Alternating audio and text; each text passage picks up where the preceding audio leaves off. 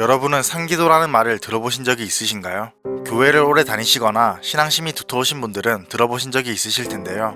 말 그대로 산에 혼자 들어가서 밤새 기도를 하는 것입니다. 이렇게 말로 들었을 때는 상기도라는 게 쉬운 일로 보일 수도 있지만 빛도 없는 어두운 산에 혼자 들어가서 밤새 기도를 한다는 건 보통의 담력으로는 결코 성공해내기 쉽지 않은 일입니다. 한 네티즌이 다니는 교회의 전도사가 겪은 체험은 무척이나 놀랍다고 하는데요. 그 전도사를 A라고 칭하겠습니다. A는 신학대학교에 갓 입학했을 무렵 성령이라는 것에 대한 호기심이 깊어졌다고 합니다. 성령을 받는 것이란 일반적으로 영역이 강해지는 것을 의미하며 병의 치유나 혹은 귀신을 쫓는 등 여러가지 능력을 통틀어 칭한다고 하는데요. 우선적으로 성령이라는 것을 받게 되면 대다수가 방언을 하게 된다고 합니다.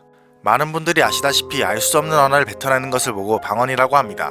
A는 방언도 해보고 싶고 성령을 받아서 무언가 뽐내고 싶은 마음에 같은 동기 B에게 상기도를 같이 가자고 제안을 했다고 합니다. 평소에 둘은 절친했기에 흔쾌히 수락했고 그날 밤 둘은 삼각산으로 향했다고 합니다.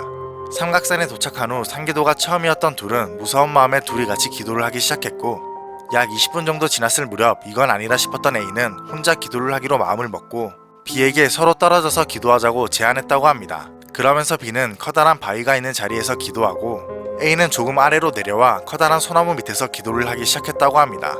그런데 기도를 시작하고 5분 정도가 지나자 갑자기 목소리가 나오지 않기 시작했고 칠흑 같은 어둠 속에서 자신의 앞에 소름 끼치는 존재가 서 있다는 느낌을 받았다고 합니다.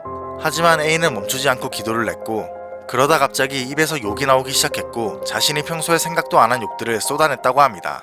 자신의 마음과 전혀 상관없이 터져나오는 욕에 겨울이었음에도 온몸에는 땀이 비오듯 쏟아져 내렸고 여기서 포기하면 정말 죽을 수도 있겠다는 생각에 사력을 다해서 기도하며 버텼다고 합니다. 얼마간의 시간이 흐르고 편안해지며 입에서 방언이 터지기 시작했다고 합니다.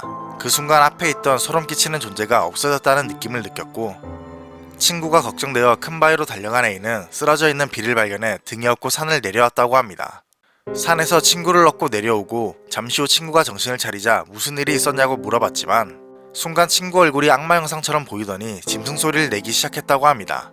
상황이 심각해진 걸 알게 된 A는 친구를 데리고 병원을 찾아갔지만 뚜렷한 원인을 발견하지 못했고 충격에 의한 외상으로 뇌가 손상됐다는 판정을 받았다고 합니다. 이후 알고 보니 B가 기도했던 큰 바위가 있는 자리가 성곽산에서 악명 높은 무당 기도터였고 기가 강한 무당들도 신내림을 위해 기도할 때 그 자리는 특별히 피했다고 합니다. 지금도 B의 병은 고쳐지지 않았고 죄책감에 A는 결혼도 하지 않고 매일 새벽마다 교회 지하에서 친구를 위해 기도하고 있다고 합니다. 과연 이 괴담은 진짜일까요?